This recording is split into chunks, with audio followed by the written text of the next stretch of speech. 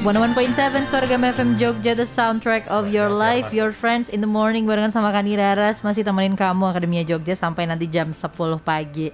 Dan juga buat kamu yang dari tadi dengerin, kok kayaknya Raras nih tadi ngantuk siarannya sendirian gitu ya. Tapi hari ini aku siaran gak sendirian Akademia Jogja, gak berdua juga tapi langsung bertiga. Karena pada kesempatan pagi hari ini Raras udah kedatangan 2 orang tamu. Ini perwakilan dari Benteng Frederberg Yogyakarta. Yang pertama kita sambut dulu ada Pak Heri Priyatmoko selaku dosen sejarah Universitas Sanata Dharma. Dan yang kedua ada Bapak Rosyid Ridyo SPD MA selaku pamong budaya ahli muda.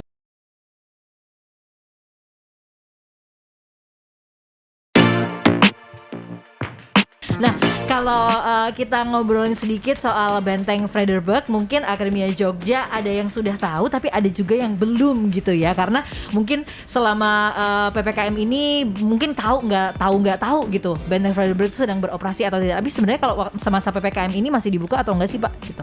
Ya, karena kita instansi pemerintah kita harus patuh dengan kebijakan pemerintah ya. Dengan adanya PPKM ini otomatis kita tutup. Oke.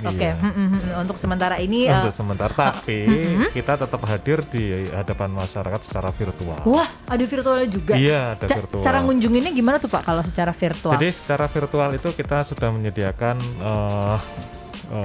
virtual tour Frederberg.id. Jadi masyarakat dimanapun berada di Indonesia maupun di mancanegara itu bisa mengakses seperti apa sih Museum Benteng Frederberg Yogyakarta itu, pamerannya bercerita tentang apa, koleksinya apa saja, bisa akses. Oke. Jadi lewat virtualfrederberg.co.id tadi Pak. Oke. Nah, terus kalau dari websitenya tadi itu cara untuk mengaksesnya apakah perlu bayar semacam tiket masuk kah atau register menggunakan email kah atau gimana Pak? Free. Iya. Jadi langsung bisa. Gratis, langsung bisa. Kemudian metode kedua adalah tour virtual menggunakan media sosial, menggunakan Zoom meeting. Itu biasanya rombongan mengirimkan surat ke kami untuk diadakan kunjungan virtual. Jadi kita ngikutin kemauan dari masyarakat mau diadakan kapan, jam berapa, tanggal berapa, kemudian lamanya berapa jam, kemudian di kegiatan tersebut kita laksanakan secara interaktif. Jadi kita juga bagi-bagi door prize saat pelaksanaan itu untuk merangsang pengunjung virtual itu untuk aktif, lebih mengetahui, untuk bertanya dan juga merespon apa yang kita sampaikan tentang materi informasi pameran yang kita sampaikan. Oke. Termasuk juga di pagi hari ini nanti kita juga bakal ada door prize-nya ya Pak ya. Iya. Jadi kalau Museum Frederberg hadir di masyarakat pasti bawa door prize. Iya, nggak apa-apa, pokoknya nggak apa-apa gitu Akademia Jogja. Emang baik aja gitu. Jadi nanti kamu jangan sampai ketinggalan untuk dapetin door prize-nya. Kamu bisa tanya-tanya apapun itu seputar Benteng Frederberg di pagi hari ini. Boleh kamu tanyakan ke 0811 250 1017. Terus sekarang kita lanjut ngobrol deh ke Pak Heri selaku dosen sejarah Universitas Sanata Dharma nih ya Pak ya. Kalau dari Pak Heri sendiri gitu, boleh diceritain sedikit nggak sih Pak tentang Museum Benteng Frederberg ini gitu. Terus mungkin boleh diceritain ke sedikit sejarahnya dan juga sekarang bagaimana gitu. Silahkan Pak. Ya, Benteng Frederberg ini menurut saya sebuah situs yang melegenda sekaligus jejak zaman bagaimana kekuasaan kolonial hadir di Forster London. Forster London itu tanah kekuasaan kerajaan gitu. Jadi dulu di setiap hampir di setiap kota itu ada benteng-benteng. Kenapa di Jogja dibangun benteng juga? Karena di situ ada wilayah pemerintahan kerajaan tradisional. Maka perlu diawasi. Itu. Jadi ada kontrol politik, kontrol keamanan gitu. Dan ini berkah bagi Benteng Frederberg karena masih lestari. Kalau dibandingkan dengan kota Solo. Kota Solo itu ada namanya Benteng Vastenburg. Itu rusak gitu. Di tengahnya itu dulu ada bangunan-bangunan bara-bara itu sekarang itu udah tersapu semua. Situsnya hancur gitu Pak. Gitu. Nah, ini sangat menarik untuk Jogja. Jadi artinya secara pelestarian, secara pemanfaatan masih jempolan gitu. Masih baik sekali gitu ya Pak ya keadaannya ya. Itu sendiri yang membedakan juga selain di 2 kota tadi itu emang ada di mana lagi sih Pak? ada misalkan di Solo Tigor itu juga ada. Itu kemudian di benteng di Ambon juga ada gitu. Jadi kota-kota yang kiranya penting dalam pengertian politik keamanan itu pasti ada benteng-bentengnya. Itu juga di Jakarta ada benteng gitu. Nah ini di Jogja ini terawat dan bisa untuk berkegiatan, untuk dikembangkan sebagai ruang publik gitu. Ini jadi itu sumbangan berharga benteng Vredenburg untuk publik gitu. Nah itu tadi kan dibilang sama Pak Heri bahwa memang benteng Vredenburg yang ada di Yogyakarta ini kan keadaannya masih baik sekali gitu ya Pak Rashid ya. Mungkin boleh diceritakan koleksi-koleksi yang ada di benteng Vredenburg ini tuh apa aja sih gitu? Ya, koleksinya itu sangat beragam. Tapi yang perlu digarisbawahi bahwasanya Museum Benteng Yogyakarta itu merupakan museum khusus sejarah perjuangan nasional di Yogyakarta. Jadi koleksi dan pameran yang disajikan itu terkait dengan sejarah tersebut. Iya. Kemudian terkait dengan di mana sekarang itu adalah masa bulan kemerdekaan. Betul. Nah, terkait dengan koleksi kemerdekaan itu ada relief proklamasi. Relief proklamasi saat Soekarno-Hatta sebagai wakil dari bangsa Indonesia memperjuangkan kemerdekaan Republik Indonesia. Dan menariknya dalam relief itu adalah terkait dengan teks yang dibacakan oleh Soekarno-Hatta. Itu tanggalnya tertera tidak tanggal 17 Agustus tahun 1145. Terus tanggal berapa Pak? Tetapi 17 Agustus tahun 2605. Iya, itu kita highlight saat adanya kunjungan biar masyarakat tahu terkait dengan hal itu. Oke. Jadi saat itu memang secara administrasi masih menggunakan administrasi Jepang. Otomatis kalender yang digunakan adalah kalender tahun Jepang. Jadi itu ngikut kalender tahun Jepang ya Pak ya? Di samping itu juga ada patung Ibu Fatmawati yang sedang menjahit bendera merah putih. Iya. Jadi di situ berdampingan dengan relief proklamasi. Dan di samping itu juga ada diorama yang mengetengahkan tentang pertemuan Sultan dengan para pemuda Jogja. Pada tanggal 19 Agustus tahun 1145. Di mana dalam pertemuan ini tujuannya adalah Sultan menghimbau pada para pemuda untuk menjaga situasi keamanan di Kota Jogja, baik di perusahaan, di masyarakat maupun di toko-toko. Karena baru saja kita itu pasungnya itu terlepas dari cengkraman para penjajah. Iya. Jadi koleksinya ada macam-macam, Akademia Jogja, ada diorama, ada patung, ada relief juga ya ada tadi. Senjata, betul. Ada mata uang. Raras juga pernah kok masuk ke sana dan waktu itu ngeliatin banyak banget kan, udah ada penjelasannya juga gitu. Jadi kalau misalkan Akademia Jogja pengen tahu lebih lanjut bisa langsung baca aja tulisan yang tertera kayak gitu. Nah terus kita tadi kan sudah sedikit ngobrol juga soal apa aja yang ada di dalamnya dan juga tentang dulu tuh sebenarnya Vredenburg itu tuh awal mulanya tuh seperti apa. Nah sekarang Raras pengen tahu lebih jauh nih, mungkin Pak Heri bisa bantu jawab ya Pak. Selama persiapan dan juga pra Indonesia merdeka gitu, Benteng Vredenburg itu difungsikan untuk apa aja sih Pak gitu? Ya itu digunakan untuk pertahanan ya, untuk militer dulu. Jadi kontrol terhadap keraton itu, terus kemudian untuk simbol dari kekuatan kolonial bahwa ada benteng, berarti ada penguasanya gitu. Itu pertama, itu kedua untuk melindungi juga orang-orang Eropa. Gitu. Dari dilindungi benteng kan gitu, orang-orang Eropa di loji kecil gitu. Ini jadi fungsi dari benteng bukan hanya untuk pertahanan, tapi itu benar-benar simbol kekuatan kolonial yang tidak bisa disepelekan. Karena apa? Karena di situ juga ada meriam gitu. Dan meriam itu biasanya dalam sifat benteng itu pasti diarahkan ke pusat kekuasaan tradisional, ke keraton gitu. Jadi siap ledak. gitu dalam jarak beberapa kaki gitu pasti siap mengincar gitu. Oke. Jadi standby gitu ya Pak ya. Tapi kalau ngomong tadi Laras lupa nanya Pak, kalau Museum Benteng Frederick ini sebenarnya udah ada dari tahun berapa sih Pak dulu dibangunnya?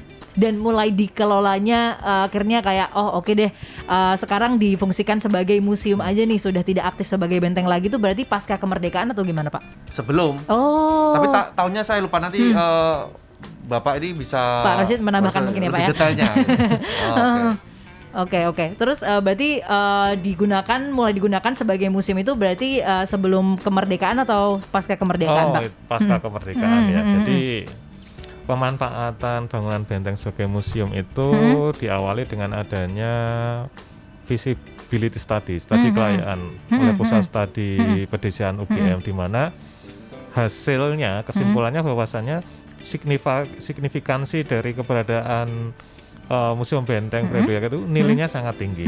Selanjutnya hal itu ditindaklanjuti oleh pemerintah dengan menjadikan bangunan benteng itu sebagai bangunan cagar budaya tahun 1181. Selanjutnya Sultan Hamengkubuwono ke-9 itu mempunyai gagasan untuk menjadikan Benteng Frederick itu sebagai pusat kebudayaan. Kemudian dikoordinasikan dengan Menteri Pendidikan dan Kebudayaan. Akhirnya pemanfaatan benteng itu dijadikan sebagai museum. Selanjutnya pembangunannya diawali tahun 1184, kemudian baru dibuka pada tahun 1187. Kemudian diresmikan secara formalnya itu tanggal 23 November 1192. Wah, berarti udah lama banget ya Pak? Iya, oleh Menteri Pendidikan dan Kebudayaan saat itu, yaitu Profesor Dr. Fuad Hasan. Oke. Jadi mulai dari tahun segituan sudah mulai direncanakan untuk dijadikan benteng dan juga dijadikan sebagai museum yang boleh dikunjungi secara umum gitu ya Pak ya? Iya, walaupun pada dasarnya awalnya itu angan-angannya termasuk angan-angan dari Ki Hajar Dewantara, benteng itu akan dimanfaatkan sebagai pusat kebudayaan Nusantara. Terus kalau gitu kan kemarin kan sempat tuh Pak, Jogja kan sempat ada gempa juga ya tahun 2007 itu. Itu sempat ada kerusakan yang vital nggak sih di Benteng Frederick? Alhamdulillah tidak. Oh, aman banget ya berarti Pak? Aman banget. Iya, itu menariknya. Jadi konstruksi yang sudah sangat tua sekali, tapi dengan adanya gempa itu tetap kokoh. Walaupun sebetulnya kerusakan benteng akibat gempa itu pernah terjadi pada tanggal 10 Juni 1867. 1867. Iya, di Jogja itu kan terjadi sebuah gempa yang sangat besar sekali. Termasuk Tugu Jogja itu mengalami kerusakan. Yang sekarang arsiteknya kan berubah seperti itu. Awalnya kan nggak kayak gitu ya, belum bentuknya bilik, Pak. Ya kan? Tingginya itu 25 meter, atasnya ada bulannya. Ya. Jadi waktu gempa kemarin 2007 malah alhamdulillahnya tidak ada kerusakan yang cukup vital gitu ya Pak ya, di Benteng Frederick gitu ya. Kerusakan kecil aja.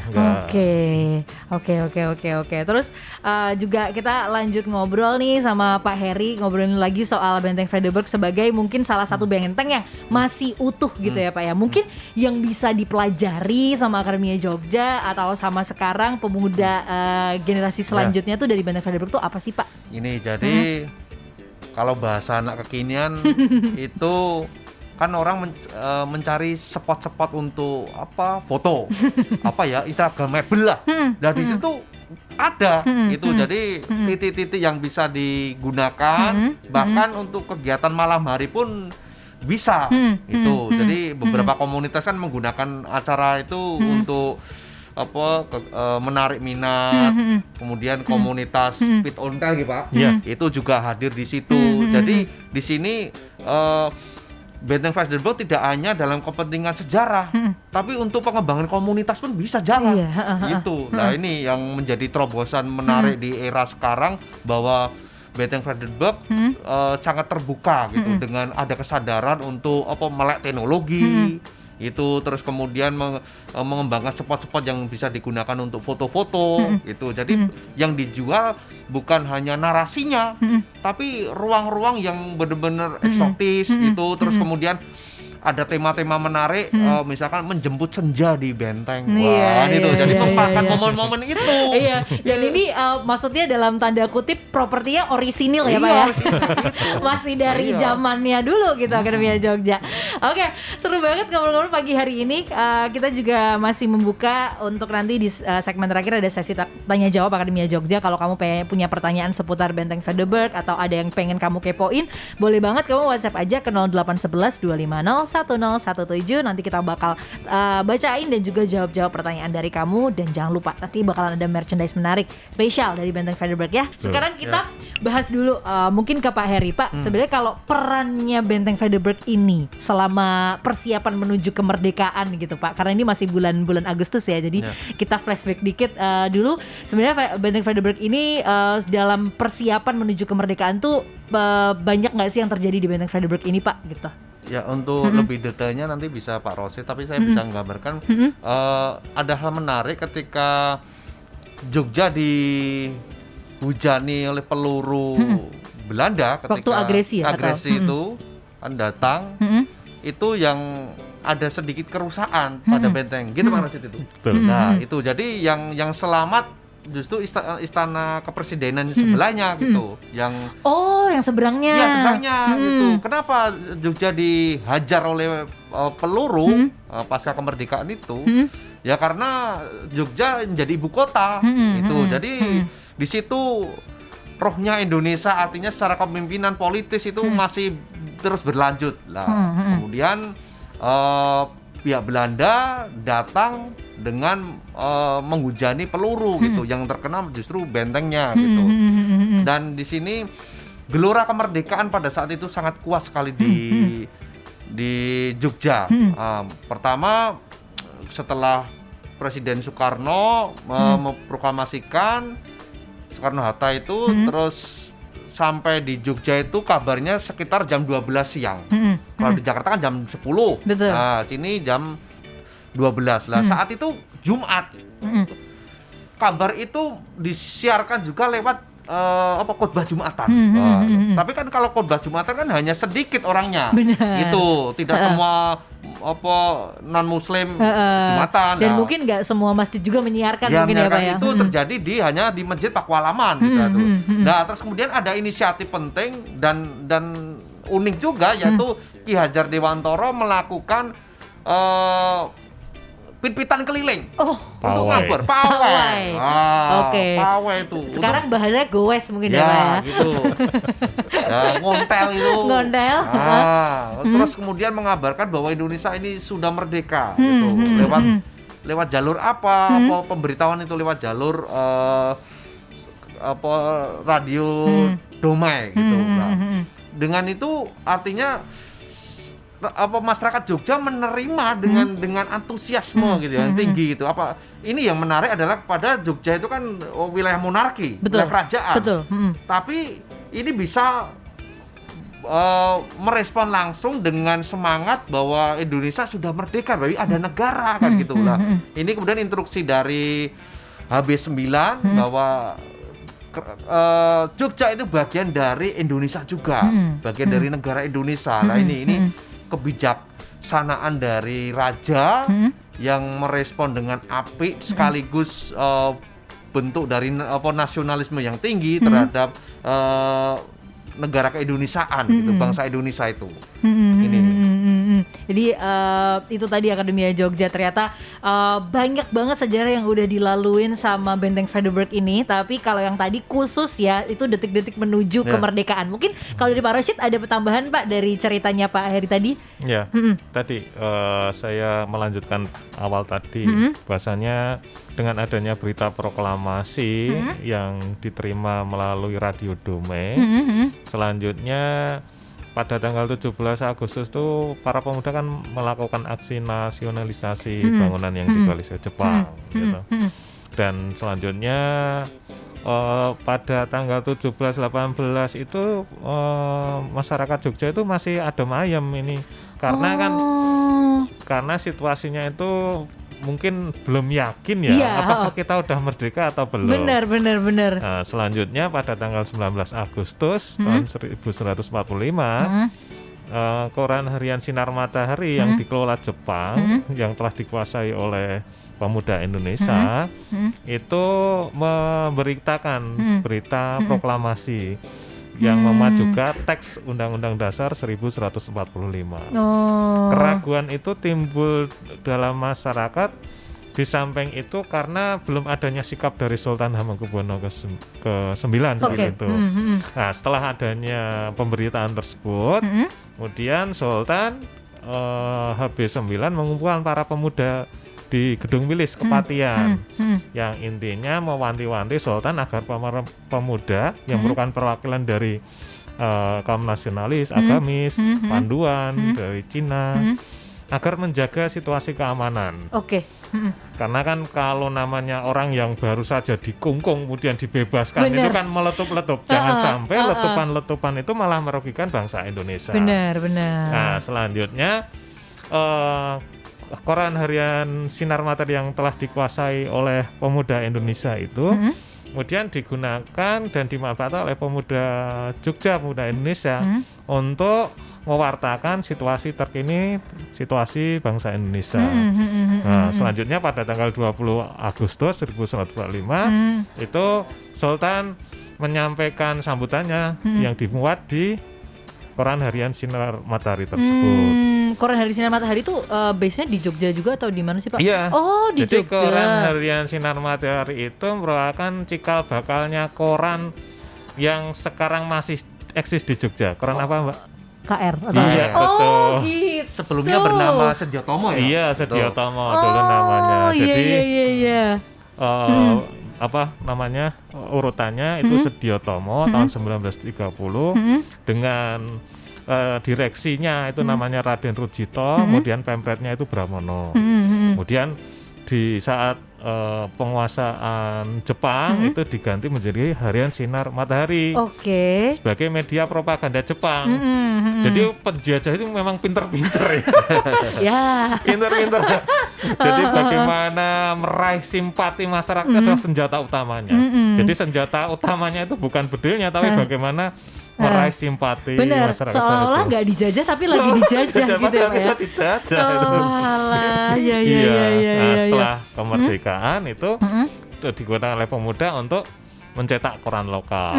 Namanya Koran Kedaulatan Rakyat yang terbit pertama kali tanggal 27 September 1145. Di Museum Benteng itu ada dioramanya mengetengahkan koran tentang pertamanya atau tentang proses perebutan harian Sinar Matahari oleh pemuda Indonesia yang selanjutnya digunakan untuk mencetak koran namanya Koran Kedaulatan Rakyat. Oh alah gitu ceritanya. Jadi ini Raras beneran baru tahu loh, ternyata waktu kita merdeka di tanggal 17 Agustus itu nggak langsung semua daerah tahu ya Pak ya. Bahkan di Jogja sendiri Jangan aja bayangkan sekarang punya grup WhatsApp. Iya.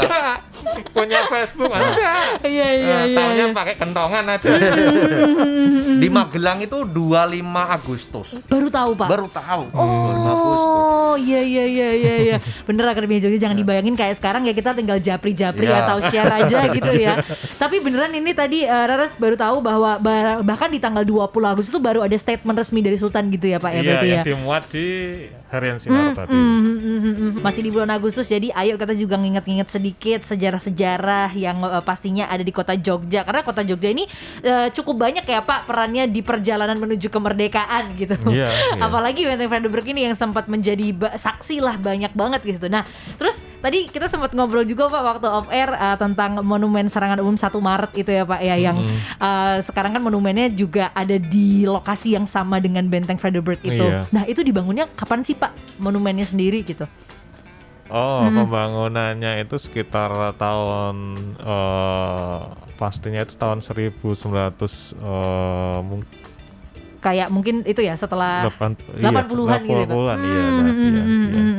Jadi waktu itu dibuat untuk memperingati serangan umum 1 Maret itu Akademia Jogja, di mana itu kejadiannya sama nggak sih Pak waktu tadi benteng kita dihujanin tapi waktu itu istana kepresidennya tetap utuh, itu sama nggak waktu kejadian yang sama nggak? Beda ya? Itu 1 Maret 49 itu pertempuran 6 jam ya Pak. Oh iya 6 jam. Oh saya sempat dengar tuh Pak, baca-baca. Jadi yang pertempuran yang menjadi sasaran dari Belanda, jadi Belanda yang nyerang itu berarti agresi militer Belanda yang kedua, 19 Desember tahun 1948. Karena kan saat itu Jogja menjadi ibu kota RI. Kemudian kebalikannya, yang nyerang benteng adalah para gerilyawan dan TKR itu saat peristiwa serangan umum 1 Maret 1949. Oh begitu. Yes. Kita mulai jawab-jawab pertanyaan ya Pak yang masuk ke WhatsApp ini beneran banyak banget.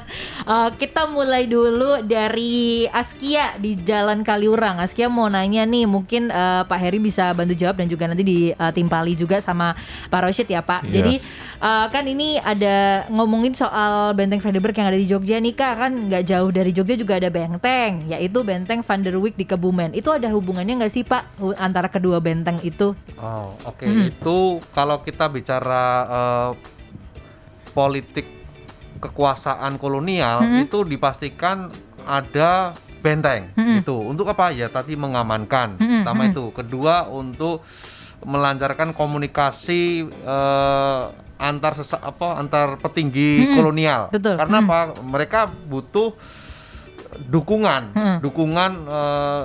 sumber daya manusianya gitu. Misalkan di Jogja ada peristiwa itu langsung bisa saling berkabar. Oke. Gitu. Jadi apa untuk pertahanan yang benar-benar terukur, pertama itu. Kedua, benteng adalah ciri khas dari kekuatan kolonial dan kemudian pada perkembangannya itu justru melahirkan simbol perkotaan. Kenapa? Ini jadi ada benteng, kemudian orang Eropa tinggal di situ. Orang Eropa itu kan mempunyai kebudayaan. Mereka mempunyai budaya misalkan dansa-dansa gitu. Jadi orang-orang Eropa yang tidak paham wayang kulit, mereka kan punya kebudayaan sendiri gitu. Jadi inilah yang disebut ciri dari perkotaan itu adalah dulu era kolonial pasti punya benteng. Gitu. Karena itu punya komunitasnya sendiri. Gitu. Jadi benteng ini memang dulu dijadikan base campnya si orang-orang Belanda ini ya Pak ya, memang ya.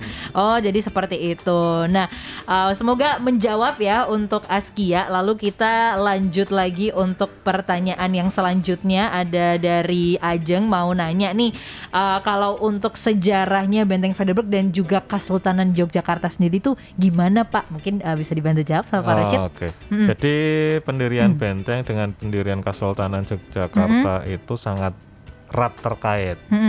Jadi pendirian Kesultanan Jogja itu kan diawali dengan adanya perjanjian Giyanti ya, tanggal 13 tahun 1755. Dengan adanya perjanjian Giyanti ini, Kerajaan Mataram Islam terbelah menjadi dua, Kesultanan Surakarta dan Kesultanan Yogyakarta.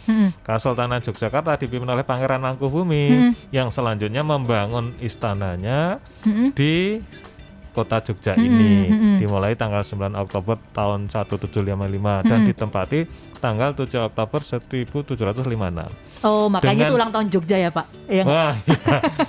Selanjutnya dengan perkembangan Jogja yang cukup pesat, itu Belanda khawatir.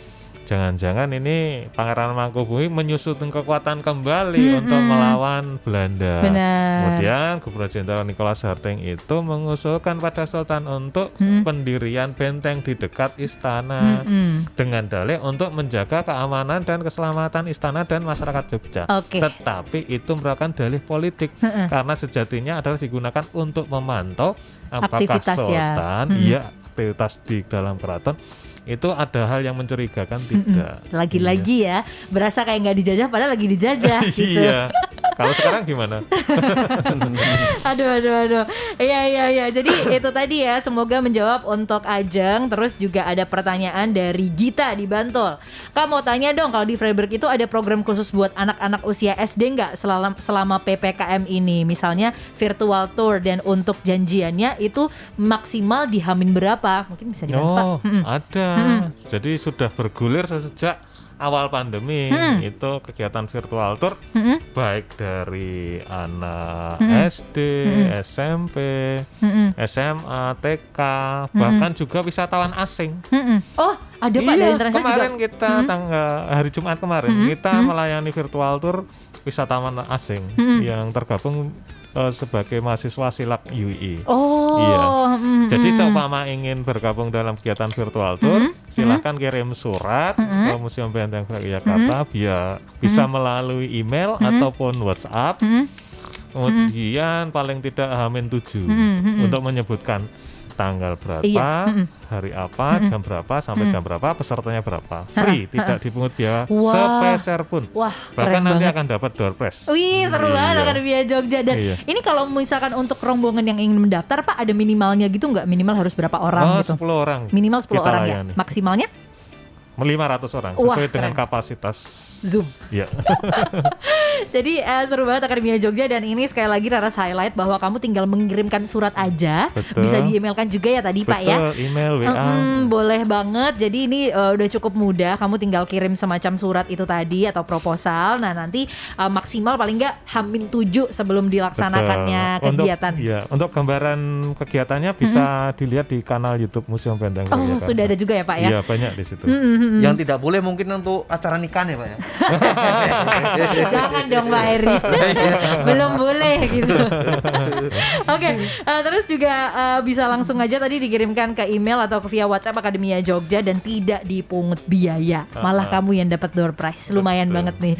Oke, terus mungkin terakhir Pak yang kita mau bicarakan karena masih memperingati bulan kemerdekaan Indonesia juga ya. Sekaligus ini adalah satu pertanyaan dari Anggun yang mau nanya, Jogja kan merupakan salah satu kota penting dalam merebut yang maksudnya punya sejarah banyak terkait kita menjelang kemerdekaan gitu ya Pak ya. Sebagai anak muda, apa sih yang bisa kita lakukan saat ini yang kaitannya dalam melestarikan sejarah gitu? Mungkin silakan mau Pak Heri dulu. Ya, saya nambahi.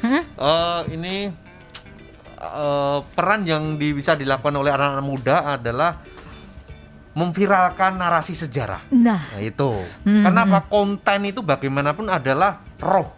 Itu teknologi secanggih apapun, tapi kalau kontennya tetap abadi. Itu misalkan kita sebelum mengenal teknologi, kita tradisi dongeng. Itu yang dia itu kan ceritanya. Bener. Itu kemudian ada televisi yang kita kan ceritanya lagi. Itulah inilah cerita tentang kehebatan masyarakat Jogja, cerita kontribusi Benteng Vredenburg di masa lalu itu perlu dihadirkan, perlu digurilkan. Biar apa? Ya biar masyarakat bisa masuk dalam memori kolektif. Bener sih gitu. Pak, makin banyak yang tahu kan makin banyak yang inget juga ya Pak. Mungkin kalau dari Pak Rashid sendiri, perannya anak muda sekarang dalam melestarikan sejarah tuh menurut Bapak kayak gimana nih caranya? Kalau berkaitan dengan keberadaan museum itu alangkah baiknya kalau pemuda itu bisa mengambil hikmah dari keberadaan museum, di mana dengan keberadaan museum itu pewarisan keteladanan para pejuang yang gagah berani dan ketulusannya itu untuk bisa diambil hikmahnya. Karena dengan kita melihat masa lalu dan digunakan sebagai pijakan ke masa depan, itu akan cepat dalam memperoleh masa depan yang gemilang. Betul, diteladani gitu ya Pak ya. Iya, diteladani. Makanya kita mengajak Akademia Jogja dan sahabat museum untuk selalu berkunjung ke Museum Benteng Yogyakarta. Kalau sekarang masih PPKM ya bisa secara virtual. Betul. Kalau begitu, itu tadi Akademia Jogja. Terima kasih buat kamu yang sudah mengirimkan pertanyaan. Nanti bakalan kita hubungin untuk dapetin special merchandise dari Benteng Vredenburg ya Pak ya. The soundtrack of your life. Selamat pagi.